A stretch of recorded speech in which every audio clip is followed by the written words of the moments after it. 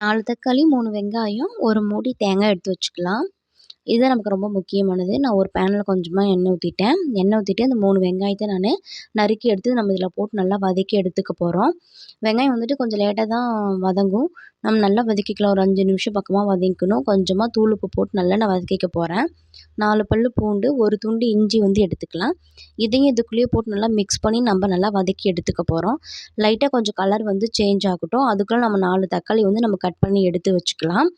நல்லா வெங்காயம் நல்லா வதங்கி வரணும். பச்சை வாசனைகள் எல்லாமே போனதுக்கு அப்புறமேட்டு நம்ம கொஞ்சமா அந்த 4 தக்காளி போட்டிருக்கோம் இல்லைங்களா? அதையும் போட்டு நல்லா நம்ம வதக்கி இப்போ எடுத்துக்க போறோம்.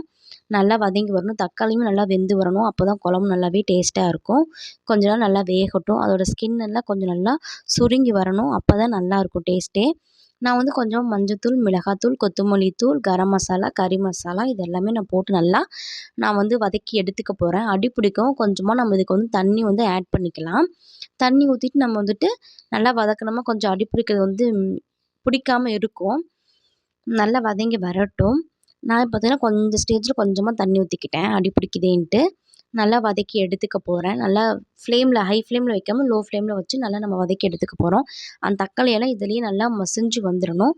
கொஞ்சமா ஒரு 5 மிளகு, ஒரு ஒரு 1/4 டீஸ்பூன் வந்து சோம்பு, சீரகம் எல்லாம் நம்ம ஆட் பண்ணிக்க போறோம். நல்லா வதக்கி எடுத்துக்க போறோம். ஒரு மூடி தேங்காய் சொன்னோம் இல்லையா? அதையும் கொஞ்சம் கொஞ்சமா நம்ம நறுக்கி போட்டு மிக்ஸியில 1க்கு 2ஆ நம்ம ஓட்டி எடுத்துக்க போறோம். தேங்காய் பூ போட்டதுக்கு அப்புறமேட்டு அதிக நேரம் வந்து வதக்கக்கூடாது. ஃபைனலா தான் தேங்காய் பூ நம்ம வந்து ஆட் பண்ணணும். ஒரு 2 வதக்கிட்டு நம்ம வந்துட்டு ஆஃப் பண்ணி வச்சுக்க போறோம். ஆஃப் பண்ணிட்டு சாந்து ஆட்டி எடுத்துக்க போறோம் நம்ம. மிக்ஸியில போட்டு நல்லா அரைச்சு எடுத்துக்கலாம். ஒரு பேன்ல கொஞ்சமா எண்ணெய் ஊத்திட்டு, ஒரு 1/4 டீஸ்பூன் வந்துட்டு வெந்தயம், வெந்தயம் நல்லா பொரிஞ்சு வந்தோடனே ஒரு 10 சின்ன வெங்காயம், ஒரு கொத்து கருவேப்பிலை, ஒரே ஒரு வரமிளகாய் போட்டு நம்ம நல்லா வதக்கி எடுத்துக்கலாம். இது நல்லா வதங்கி வந்த உடனே நம்ம அரைச்சு வச்சக்கூடிய சாந்த எடுத்து இதில நம்ம ஊத்திறணும். அந்த சாந்தமே பார்த்தீங்கன்னா, ஒரு 4, 5 கொதி வரணும். அப்பதான் வந்துட்டு குழம்புல வந்து நம்ம கத்திரிக்காய் வந்து ஆட் பண்ண முடியும். சாந்து ஆட்டி விட்டுட்டு தேவையான தண்ணி இதில மிக்ஸ் பண்ணிக்கலாம். கல்லுப்பு ஆட் பண்ணி நல்லா எண்ணெய் பிரிஞ்ச அளவுக்கு நம்ம கொதிக்க விடலாம். அதுக்கு முன்னாடி நம்ம கத்திரிக்காய வந்துட்டு 4ஆ வந்து வெட்டி எடுத்துக்க போறோம். வெட்டி எடுத்துட்டு புழு இல்லாம பார்த்துக்கலாம் இதில. ஏதாவது சொத்த இருக்கான்ட்டு. ஒரு பேன்ல வந்துட்டு நம்ம எண்ணெய் ஊத்திட்டு கத்திரிக்காய் அதில நல்லா போட்டுக்கலாம். எல்லா கத்திரிக்காயும் நான் போட்டு நல்லா வதக்கி எடுத்துக்குவேன். உப்பு போட்டு நல்லா வதக்கி எடுத்துக்கலாம். கொஞ்சமா தூள் உப்பு போட்டுக்கலாம்.